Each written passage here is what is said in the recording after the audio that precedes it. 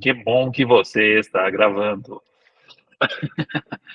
Temos, temos que nos acostumar com as vozes aí da inteligência artificial, né? Mas iniciar agradecendo a presença de todo mundo aí, e em especial ao meu amigo Joaquim Fantin, que é um amigo de longo tempo aí, um amigo de infância aí, que se tornou, sem dúvida nenhuma, né, um dos grandes nomes aí da tecnologia, da inteligência artificial, do empreendedorismo, das startups, e a gente tem a honra de recebê-lo aqui nessa reunião do Geek Vision para conversar um pouquinho para a gente, né, sobre como está essa questão de mercado, como as coisas estão acontecendo, falar um pouquinho das polêmicas aí, né? Será que há uma bolha? Será que os serviços de IA vão gerar algum tipo de riqueza, né? Quando a gente fala ser uma inovação de verdade, que no final das contas é gerar benefício para alguém, a gente tem que pensar sobre isso, né? E tem muita gente que acha que realmente a inteligência artificial é, é a próxima revolução industrial, vamos dizer assim, né? O equivalente a isso, e tem gente que acha que é só uma hype, é só mais um barulho, que daqui a pouco todo mundo já assentou, já esqueceu de alguma maneira, né? Então, obrigado, Joaquim. Quem tiver dúvida, por favor, pergunte, mande as dúvidas, mande os comentários, e a gente vai estar aqui tentando conversar um pouquinho e, eventualmente, perguntando coisas que a gente também não entende, né? Com certeza, o Joaquim sempre foi assim, ele sempre fala as coisas, ele torna as coisas difíceis um pouco mais fáceis para a gente começa a achar que está entendendo e começa a fazer pergunta. Obrigado, Joaquim. Pedro, muito obrigado aí pela introdução. Fico muito honrado de estar aqui de novo com vocês, 6 anos depois, né, da primeira fala. E eu preparei, na verdade, uma apresentação estruturada, que é a que eu fiz, é uma palestra de fechamento na primeira semana paranaense de inteligência artificial, 2 meses atrás. Então está bem organizadinho, bem estruturado, com os argumentos aqui, né? Vou compartilhar com vocês.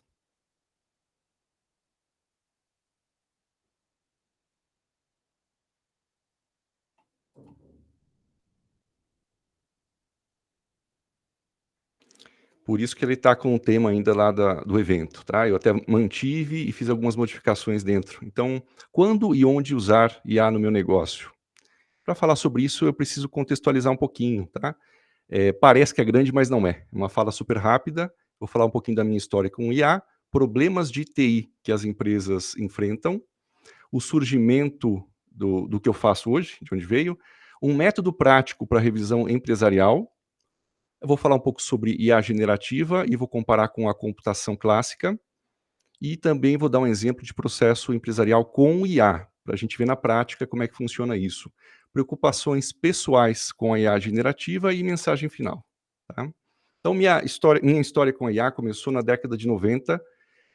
Eu tinha muita curiosidade, que vinha de filmes também, e eu comprei esse livro aqui, Coleção Primeiros Passos. Eu acho que alguns de vocês já devem ter visto ou ter lido. O que é a inteligência artificial. Esse livro aqui é de 92.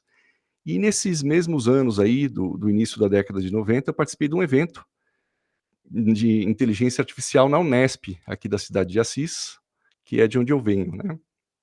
Então foi um evento muito interessante, eu estava sentado lá no final da sala, lá no fundo, e eu perguntei para o professor, que é o professor visitante, especialista em IA na época, imagina há quanto tempo atrás, como é que funcionavam jogos de xadrez. Então ele me explicou, enfim, que o computador calculava cenários, probabilidades naquela época, né? Então eram árvores de decisão, que eram muito usadas naquela época. Depois, em 2004, eu acabei fazendo o meu mestrado, né, em inteligência artificial na FEEC, lá na Unicamp, onde eu criei uma ferramenta de programação visual para IA. Só que a IA, pessoal, que a gente conhece, que é mais conhecida atualmente, é de redes neurais, certo? E as redes neurais têm 3 usos principais: predição, reconhecer padrões, né, classificação, e também a parte da IA generativa, que é mais recente. Então, na época não existia a IA generativa, eu fiz essa ferramenta aqui. Então, esse era o ambiente de programação visual, eu fiz inteiramente do zero aí, usando Java, foi lançado em 2007. Então, aqui a gente tem os bloquinhos, né, os dados de entrada, E a gente tem também aqui a rede neural ali no meio, calculando, e tem outros bloquinhos também de cálculos que a gente pode ver, tá? Depois eu fiquei, por 10 anos, como professor de uma faculdade chamada Metrocamp, ali em Campinas, que fazia parte do grupo IBMEC, e eu era o professor da cadeira, da disciplina de inteligência artificial, por 10 anos, por uma década. E lá eu pude fazer muitas experiências com os alunos, foi bem interessante. Em 2017, concluindo essa parte da história de IA, eu participei de um projeto PIP-FAPESP, que foi aprovado, eu era o pesquisador principal, onde a gente queria fazer um sistema automatizado para classificação autônoma de NCM. NCM, pessoal, é um código que é usado para importação de produtos, aqui do Mercosul, por exemplo. Então, quando você tem um produto novo, você precisa classificar esse produto. Você tem uma descrição textual, e a gente lançou um sistema na época, era um protótipo, que era capaz de classificar esse produto, que era um produto novo, cuja classificação nunca foi feita antes, era capaz de classificar aí com uma assertividade de 99,5%, tá? Então, foi muito interessante esse projeto também. E o que eu enfrento, né, no dia a dia, quando eu vou visitar as empresas? O que as empresas passam aqui no Brasil, que é meu foco? Ah, Normalmente eu sou chamado primeiro para organizar a TI da empresa. Então, quais são as melhores práticas? Como é que eu coloco a casa em ordem? Eu quero deixar minha empresa mais automatizada, ou seja, eu quero diminuir os erros, eu quero um tempo menor de resposta das atividades, uma maior satisfação do cliente e, claro, menor carga de tarefas repetitivas. Ou seja, eu quero automatizar o máximo possível. E é interessante essa parte de automação, porque dentro da palavra, do conceito de automação, a gente tem a IA ali dentro também, mas tem a computação clássica e tem outras IAs que não estão sendo faladas muito atualmente. Eu também quero, né, o empresário normalmente me chama para validar tecnicamente uma ideia. Olha, eu tive um insight aqui, eu queria saber, é possível fazer mesmo isso? Quanto que custa aproximadamente? Em quanto tempo isso vai ser concluído? Ou então para fazer um brainstorming tecnológico. Tem outras maneiras da gente fazer o que a gente está fazendo atualmente? Que tecnologias estão disponíveis? Tem atalhos mais baratos, com melhor retorno? Também eu sou chamado para construir equipe para levantamento de bugs. É interessante, tá? Quando a gente compra um sistema, ou quando a gente aluga um SaaS, a gente acredita que o sistema funciona. Ou seja, a gente tem fé naquilo que está acontecendo. E uma vez um empresário me chamou, eu montei uma equipe de validação aí do sistema, de auditoria, era um sistema de controle de estoque. Pessoal, para vocês terem uma ideia, quando a gente dava baixa num estoque, né, de um item, outros estoques replicavam essa mesma baixa. Ou seja, são erros gravíssimos, tá? E a gente pegou uns 30 erros naquela época, uns 30 bugs diferentes nesse sistema. Então, muito cuidado quando a gente acredita, tem fé, e deveria acreditar, e deveria funcionar, mas muitas vezes os sistemas têm falhas que são invisíveis, e a gente precisa de auditoria para descobrir essas falhas, tá? Outra razão pela qual eu sou chamado minimizar os riscos da construção dos sistemas. Então, eu quero lançar um sistema para o mercado, para o usuário. Quais são os riscos nesse processo de criação do sistema, de levantamento de requisitos e de percepção do usuário? Então, como é que eu consigo minimizar esses riscos para poder ganhar mais dinheiro com esse sistema? Transformar digital e culturalmente as empresas. Então, eu pego uma empresa e o mercado brasileiro é assim, é bastante atrasado, tá?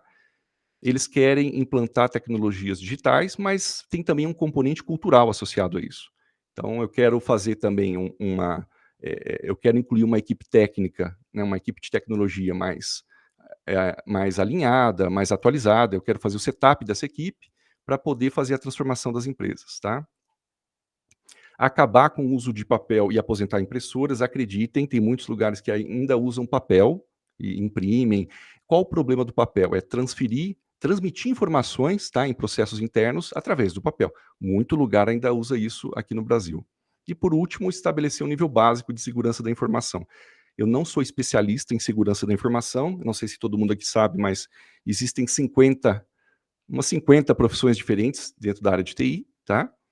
E uma delas é o especialista em segurança da informação. Eu sou um CTO, tá? E você tem a parte de suporte, enfim, você tem 50 funções diferentes aí. apesar de não ser especialista, eu consigo trazer um nível básico de segurança da informação, tá? E aí surgiu o CTO as a Service, que é o que eu faço hoje. Na época, na primeira vez que eu falei com vocês aqui do Geek, foi em 2018, eu estava começando com isso, que eu não sabia o que era, não tinha um nome ainda. Eu sou focado em startups, micro e pequenas empresas. E o que esse CTO faz? Ele ajuda a decidir o que é certo e ajuda a economizar dinheiro. Basicamente essas duas coisas, tá? Para que direção eu vou, qual o próximo passo da empresa e como que eu faço para que esse roadmap, esses próximos passos, economizem dinheiro. Eu passei por um longo processo de descoberta aí no mercado para entender o que era isso. Até onde eu sei, eu sou o único CTO as a Service de micro e pequenas empresas. Se alguém conhecer outra pessoa, me avisa, por favor. Gostaria muito de conhecer, tá? Sou independente, eu não sou vendedor de solução. Então, a Oracle tentou lançar um serviço desse uma época, só que era um CTO atrelado à venda da solução dela. Então, não faz sentido nenhum. Era um cara que compunha ali a equipe. Porque o CTO tem que dizer, por exemplo, se não é a Oracle que é melhor, se é um SQL Server ou outra tecnologia. Então, ele não pode estar atrelado àquela venda, certo? Eu consigo atender até 30 empresas simultaneamente, por isso que é as a Service. Atualmente eu atendo a 20 empresas. E nós vivemos numa sociedade baseada em tecnologia e ciência. Então é importante, eu percebi, né, que tem uma lacuna aí dos decisores, em que as decisões são tomadas sem levar em conta critérios técnicos, sem levar em conta como a tecnologia funciona e quais são as perspectivas de funcionamento futuro. Então a gente vive numa sociedade baseada na tecnologia e na ciência. Quem falava isso era um astrônomo muito famoso, e as decisões não são baseadas nisso. São decisões baseadas em, enfim, em fé, qualquer outra coisa. E para concluir essa parte do CTO as a Service, eu tenho 60 clientes atendidos desde 2018 e já fui CTO das seguintes verticais aí, jurídico, advogados atendo muito, escritório jurídico, a parte de saúde também, já atendi vários médicos, financeiro, já atendi fintech, contabilidade e auditoria, indústrias de bebidas e dispositivos de medida também, agências de publicidade, agências de viagens e turismo, telecomunicações, provedores de internet, educação startup e despacho aduaneiro, que foi aquela pesquisa que eu fiz que eu mostrei para vocês. Então, foram 60 clientes atendidos nessas verticais, tá? Bom, eu falei tudo isso até agora para contextualizar e explicar um pouquinho o histórico desse método que eu criei. Alguns de vocês vão achar bastante até, vamos dizer assim, lógico ou óbvio esse método, tá? Mas não é o que acontece nas empresas. Então eu vou mostrar esse método aplicado e vou mostrar onde a IA se encaixa na minha perspectiva, na minha visão, tá? E vou mostrar o que não acontece no mercado, deveria acontecer. Então, é um método prático. Quando você pega uma empresa, como é que você pode revisar a empresa para que ela tenha o melhor resultado possível? Então, aqui a gente trabalha com essa otimização do retorno sobre investimento, tá? Importante, o foco desse método não está em pessoas físicas. Por quê? Alguém poderia aparecer aqui e falar, olha, eu uso bastante IA generativa em casa.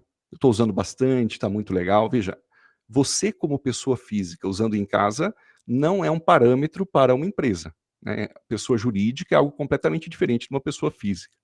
E também esse método não está focado em startup, porque a gente sabe que a startup tem que ser altamente inovadora, tem que ter flexibilidade, ela é focada numa dor específica. Então a gente tem aí, que eu acompanho muito no Geek, a Red Check.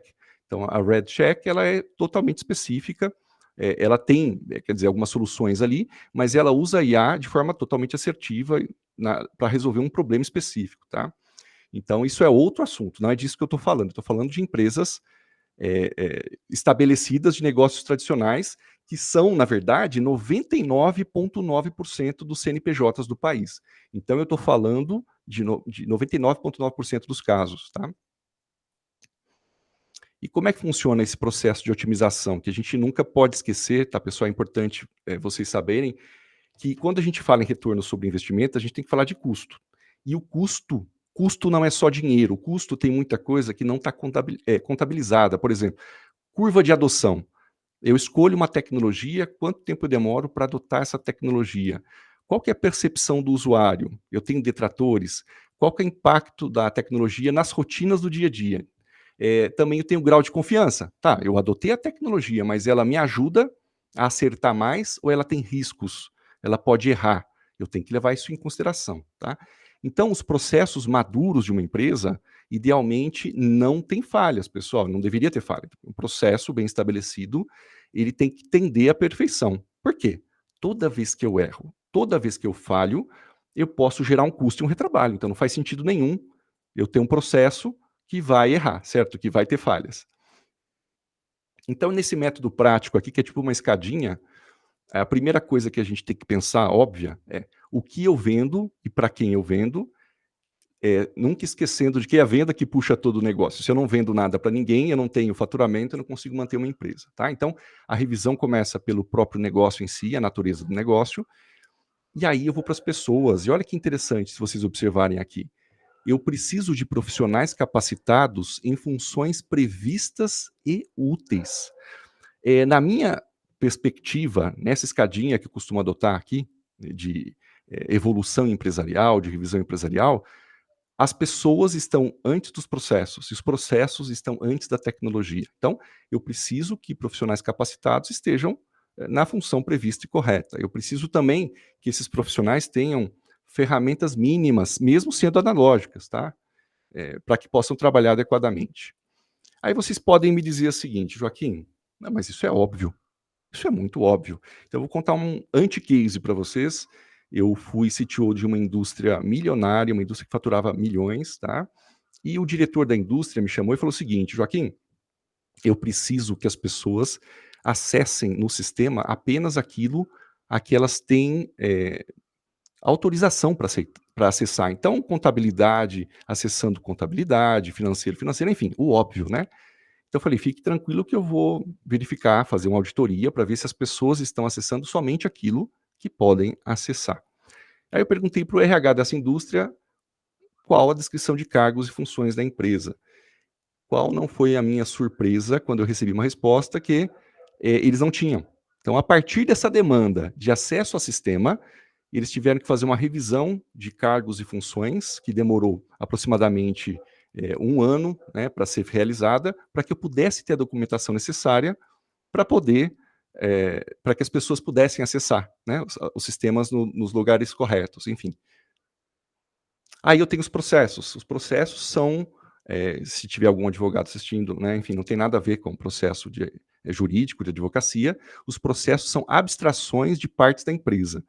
Então, as partes da empresa, os funcionamentos dessa empresa têm que ser feitos com precisão, mapeados com precisão, e tem que ser otimizados depois de mapeados. Ou seja, eu observo que há maneiras de eu evitar retrabalho, eu conseguir reduzir custo, eu posso também medir e rastrear esses processos, e eu faço uma melhoria contínua, ou seja, eu reviso esses processos de vez em quando. E mais um outro caso também, né, de processo, que foi visto, que eu vou mostrar para vocês daqui a pouco, é do processo seletivo, que eu peguei também no RH, onde na verdade não existia um processo. Então, eram currículos recebidos de forma aleatória, sem critério nenhum, e nada funcionava direito. Então, observem, mais uma vez, que o processo vem antes da tecnologia. Não faz sentido nenhum eu colocar tecnologia numa empresa como um atalho, como uma solução mágica, se eu não tenho negócio funcionando, pessoas trabalhando nos lugares corretos e processos bem definidos. E aí a gente vem, talvez, para o momento que vocês mais esperam, que é a parte de tecnologia. Então, eu vou mostrar aqui a minha escadinha tecnológica que eu proponho nas empresas e onde a IA se encaixa nessa escadinha. Então, eu começo pela digitalização, ou seja, tudo que está fora de um computador, tudo que está num papel, tudo que está analógico, não pode ser trabalhado, né? Então, eu tenho que trabalhar primeiro com a digitalização, com a parte de infra, eu tenho que trazer todas as informações, o máximo quanto possível, para dentro de sistemas computacionais para poder trabalhar com essas informações. Depois eu tenho, no segundo degrau da escadinha tecnológica, as ferramentas prontas. Então, nessas ferramentas prontas, o que eu tenho, na verdade, são sistemas de ERP, CRM, enfim, sistemas de mercado, onde eu faço um processo seletivo, eu verifico o que mais se adequa, contrato da melhor forma possível e implanto na empresa, tá? O próximo degrau é organização dos bancos de dados. Quando você tem uma empresa funcionando, com pessoas, processos, enfim, você tem as informações distribuídas por essa empresa. Só que muitas vezes elas estão desorganizadas, as informações. Então eu preciso padronizar os labels, né, os indicadores, os rótulos, os tipos de informação, o vocabulário, como essa informação passa de um departamento para outro, se eu estou falando de uma planilha, por exemplo. Então eu tenho que organizar esses bancos de dados, tá? Para que a empresa funcione como um grande corpo coerente e não como silos independentes que não se conversam. Aí eu tenho, depois disso, uma integração por APIs, ou seja, eu tenho um CRM, tenho um ERP, sistemas muito bons. O que eu posso fazer, se possível? Hoje em dia é a tendência. Eu vejo se eles têm API e eu integro esses sistemas para que eles conversem, do ponto de vista sistêmico mesmo. Tá? Uma próxima escadinha aqui na tecnologia são scripts de automação. Então, com investimento muito baixo, eu consigo, e com assertividade, eu consigo mapear esse dia a dia, né, de funcionário, de um processo, consigo, com scripts de automação, resolver. Eu consigo automatizar muita coisa, tá? Eu consigo, coisas repetitivas, né, que necessitam de um grau de assertividade elevado. Aí eu tenho o RPA, que é um jeito de automatizar, mas por imagem, tá? Quando eu tento fazer um script de automação, mas eu não tenho todos os dados disponíveis, eu preciso que a navegação aconteça como se fosse um ser humano trabalhando no computador, eu tenho esse tal do RPA. E o RPA funciona como? Ele enxerga como se fosse um ser humano. Então ele consegue identificar figuras, imagens, posição na tela, ele usa o mouse, ele enfim, tecla, tá? Então ele interage como um ser humano, de fato, está interagindo com o sistema. Isso quando o script não dá certo, eu apelo para o RPA. Tipo, eu estou apelando mesmo, tá? E aí eu tenho algumas outras ferramentas. Observem que isso não é necessariamente linear, tá? Eu posso ter antecipação de tecnologias, enfim. Aí eu posso usar o tal do no-code, que o no-code é uma outra tendência também, onde eu consigo criar ferramentas sem precisar saber programar, tá? Eu tenho o low-code, que é uma ideia parecida, onde eu crio ferramentas, mas a ferramenta resultante, eu posso fazer pequenos ajustes no código-fonte, no segredo da ferramenta, vamos dizer assim, tá? Então, é uma ferramenta um pouquinho mais elaborada. Eu tenho programação de fato, que todo mundo conhece, que é um nível mais elevado de programação. Então, observem que eu estou numa curva crescente de complexidade e de investimento aqui, tá? Mas sempre com a computação clássica, com a computação que me traz um resultado 100% preciso, idealmente, né? Depois que eu tenho tudo isso funcionando, conectado, automatizado, eu posso partir para modelos estatísticos de análise. Por que eu sempre recomendo modelos estatísticos, pessoal, antes da IA? Porque os modelos estatísticos, ele trazem o que a gente chama de equações explícitas. Eu consigo entender a relação entre as coisas, tá? Porque uma IA treinada, ele é tipo um black box, né? O que a gente chama de caixa preta ali, que eu não consigo ter muita noção do que está acontecendo ali dentro. Eu sei que ela funciona bem, mas eu não tenho acesso a todos os segredos dela. Enquanto que modelos estatísticos explícitos, eu consigo ter acesso a essas informações. E por último, eu recomendo a inteligência artificial. Então, observem que para um modelo de revisão empresarial, eu tenho uma escadinha em que a IA se torna o último degrau em que eu costumo aplicar. Por quê? Porque você tem uma escada gigantesca antes de organização, de situações que você tem que colocar em ordem na empresa, você tem que alinhar equipe, alinhar processo, alinhar tecnologias, fazer com que tecnologias que já estão implantadas funcionem bem, com que a informação flua bem, tá? Então, na minha perspectiva, você adota a IA somente como último degrau. E a IA generativa, onde entra nisso, tá?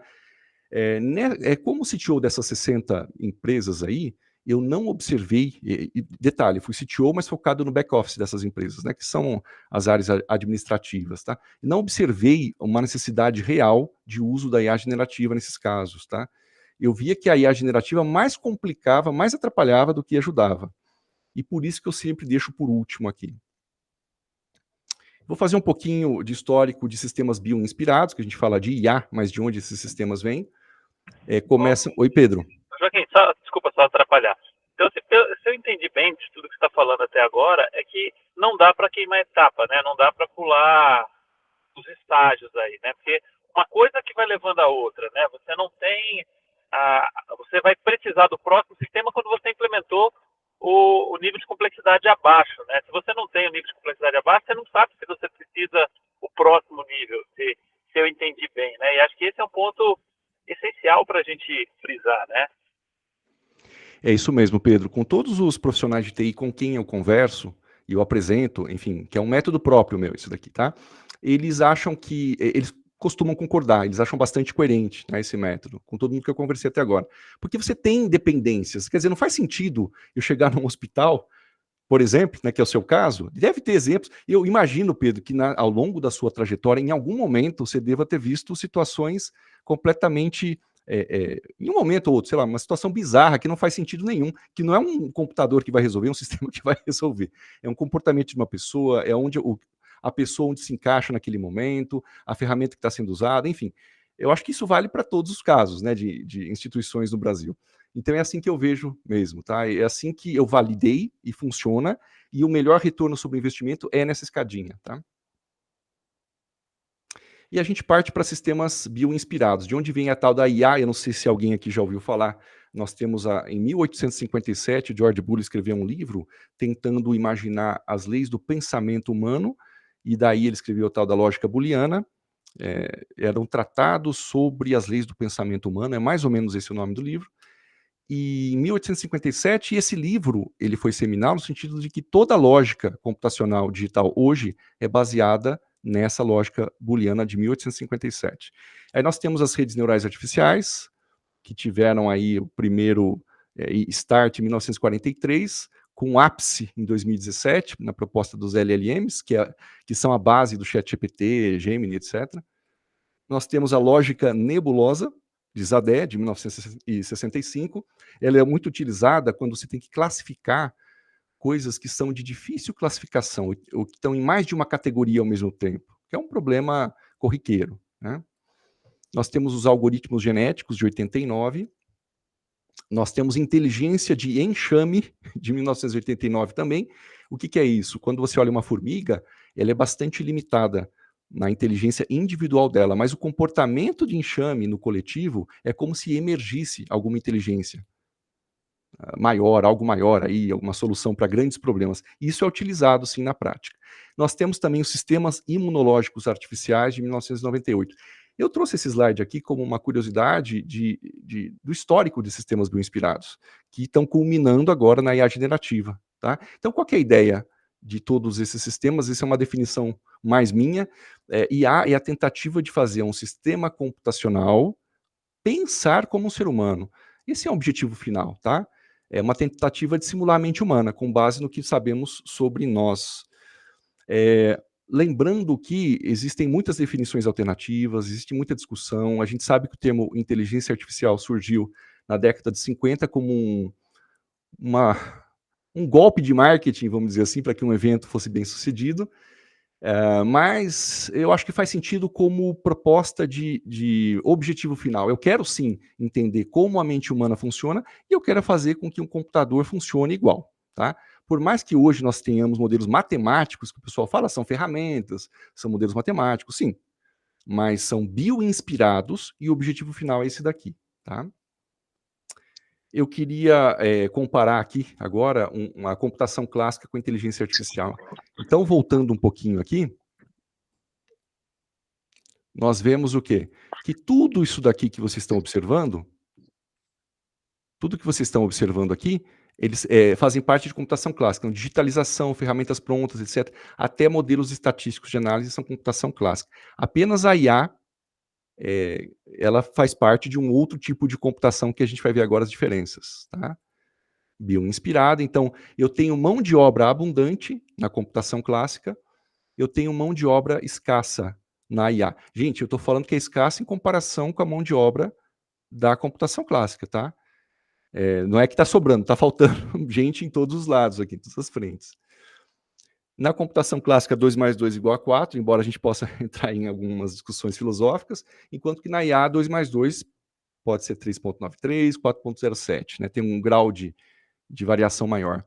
A computação clássica ela é mais barata para resultados rápidos e precisos. Ou seja, eu tenho uma escada inteira de coisas que eu posso fazer com mão de obra abundante, com resultados mais rápidos e precisos, enquanto que a IA tem vantagens sim, tem vantagens, né? Ela é muito boa para reconhecimento de padrões complexos e também para lidar com ruídos, não sei se eu coloquei aqui. Exatamente, a computação clássica é mais estática e a IA é mais adaptável. A computação clássica é melhor com dados estruturados, enquanto que a IA é melhor com dados não estruturados. Então, essas são as principais diferenças entre as duas abordagens de computação, tá? Tem mais um aqui, a maior previsibilidade e controle, enquanto que na IA eu tenho maior escalabilidade. Ok, então eu quero dar para vocês um exemplo de processo empresarial aqui, vamos ser práticos, onde que pega muito nas empresas. Então eu tenho um processo sem IA, eu tenho um processo seletivo aqui, em que um candidato envia um currículo em PDF por e-mail, a equipe de RH baixa currículo e armazena numa pasta, organiza esses currículos, depois vai ler todos os currículos até encontrar um candidato apto. Enfim, é um exemplo clássico, tá, de processo empresarial. E eu quero colocar IA nesse processo. Onde eu poderia colocar IA? Eu não sei se vai estar legível para vocês, mas eu leio, tá? Então, o candidato continua enviando um PDF, o currículo em PDF por e-mail. Eu tenho daí, no segundo nível, um sistema, um robô de automação clássico, tá, gente? É clássico, não é nada de IA aqui. Ele baixa os currículos enviados como anexo, ele organiza os currículos de forma bem básica, tá? E aí ele passa para a IA generativa, que é um outro robô. Ele faz o quê? Essa IA generativa faz o quê? Lê todos esses currículos, ou um a um, gera resumos de 2 a 3 linhas e também palavras-chave desses currículos e entrega para o robô de automação, voltando na segunda linha ali, que vai armazenar o resultado numa planilha Excel organizada. Tá? E o que a equipe de RH faz?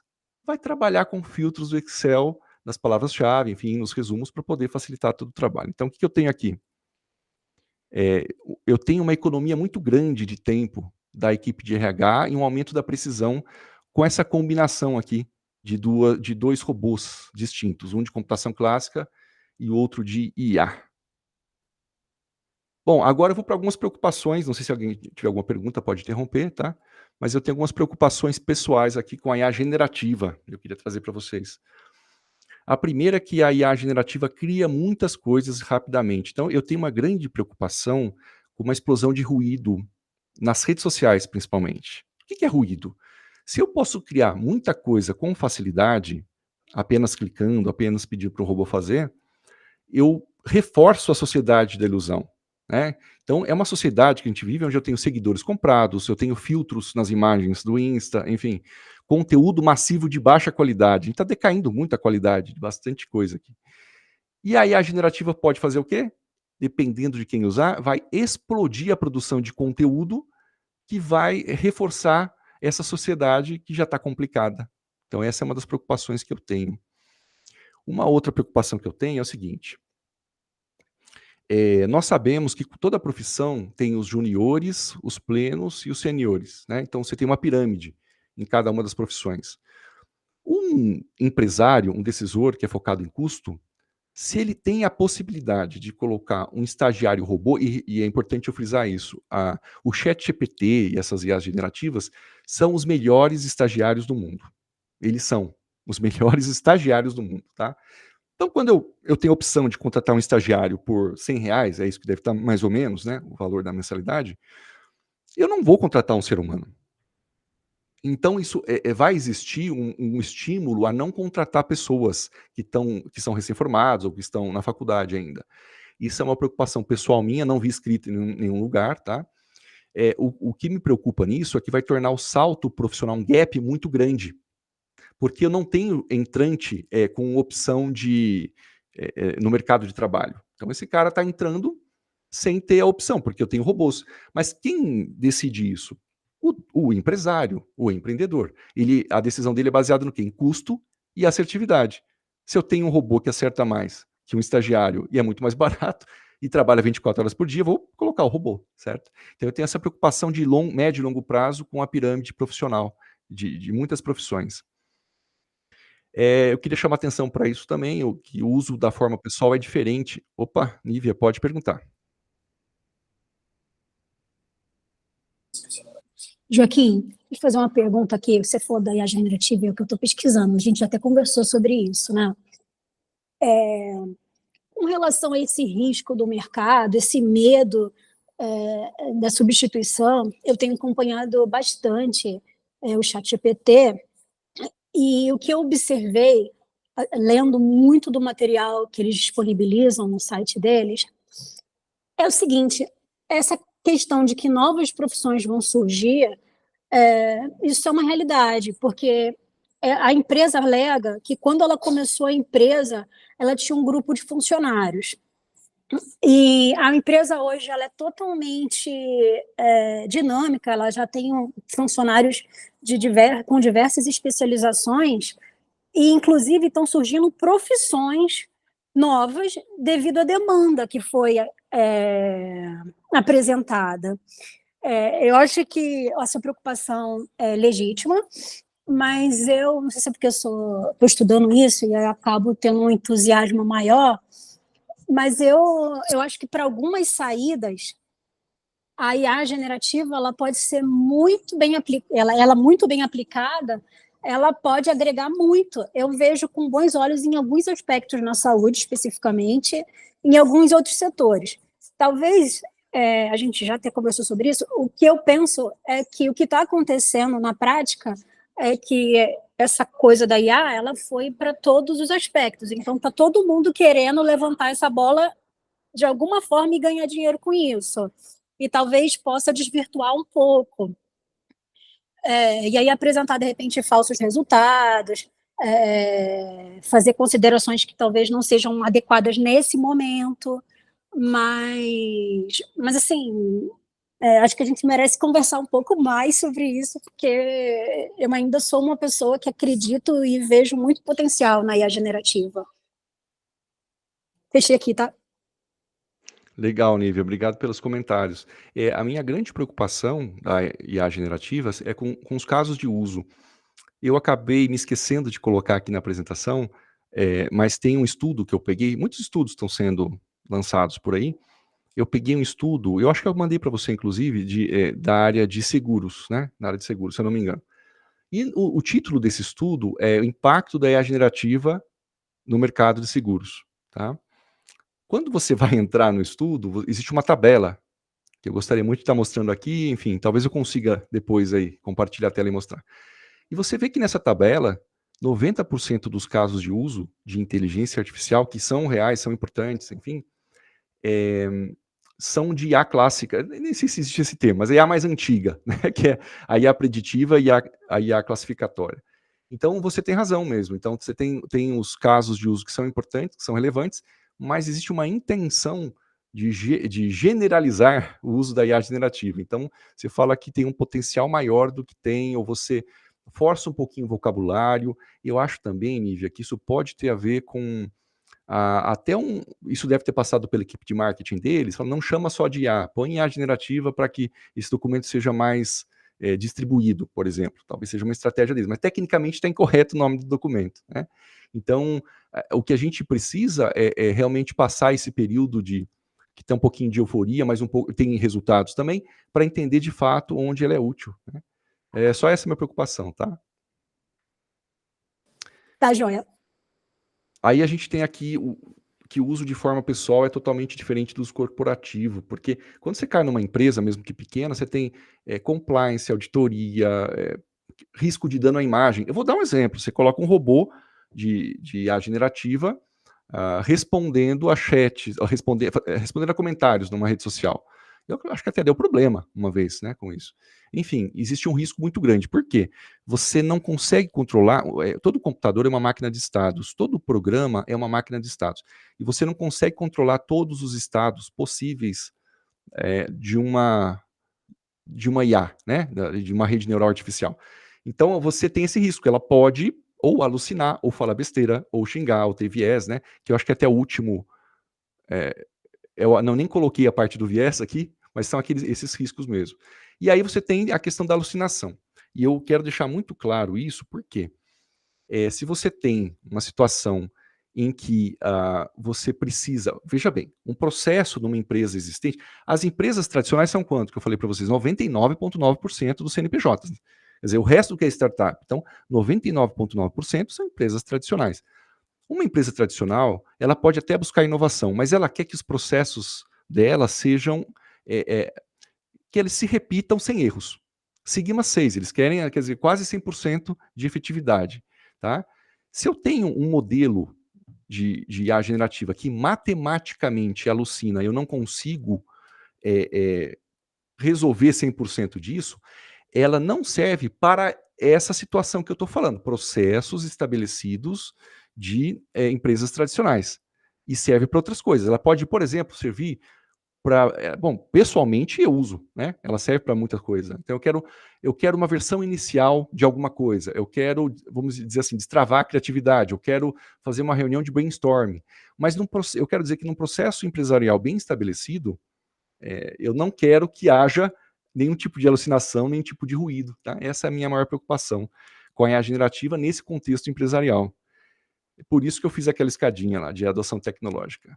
E aí eu queria concluir falando que a direção é mais importante que a velocidade. Aquela filósofa, acho que é Lúcia Helena, se eu não me engano, eu sigo muito ela, ela disse que não adianta eu estar numa Porsche a 200 km por hora, 300, rumo ao abismo. Eu preciso estar na direção correta. Isso é mais importante do que a velocidade, tá? E perguntas, eu acho que é isso, né, pessoal? Agradeço a atenção de vocês. Opa, maravilha, Joaquim. Eu que agradeço. Bom, quem estiver assistindo pelo YouTube, quem estiver aqui no Meeting, quiser fazer pergunta, tem alguém aí no YouTube? Deixa eu ver. No YouTube nenhuma pergunta. Você quer alguma discussão mais, Nívia, aí? Continuar. Nívia. Felipe Gripe. Por aí. Pedro. Acabou de chegar no finalzinho, né? O Pedro teve que sair também. Bom. Não, estou tranquila. É porque há muitas questões a gente já discute no paralelo. Maravilha, então. Bom, então só vou agradecer, Joaquim, aí pela sua aula. Quem for do Geek, o Joaquim faz parte do grupo aí, né? Tá lá no grupo do WhatsApp. Quem quiser falar com ele, só manda mensagem. E não sei se quer deixar seu contato para alguém, a gente deixa aqui na descrição do YouTube, ou Joaquim? Deixa eu ver se eu consigo colocar um slide aqui. Eu acabei não colocando, né? Coisa padrão. Meu nome está sempre à direita aqui, enfim. Joaquim Fantin, o Joaquim com M de macaco, o Fantin com N de navio no meio e no final. É só procurar no Google que vai ter bastante coisa. Aí você pode escolher uma rede social para seguir, ou então meu site, enfim. Mas é Joaquim Fantin. @Joaquim Fantin, tudo é Joaquim Fantin, joaquimfantin.com. Tá? Obrigado, Henrique, pela oportunidade. Eu que agradeço. Bom, então acho que é isso. Agradeço a presença de todo mundo aí. Vai ficar salvo o vídeo aí no YouTube. Quem quiser dar uma revisada, tirar as dúvidas. Obrigado a todo mundo. Obrigado, Henrique. Vou parar a gravação aqui.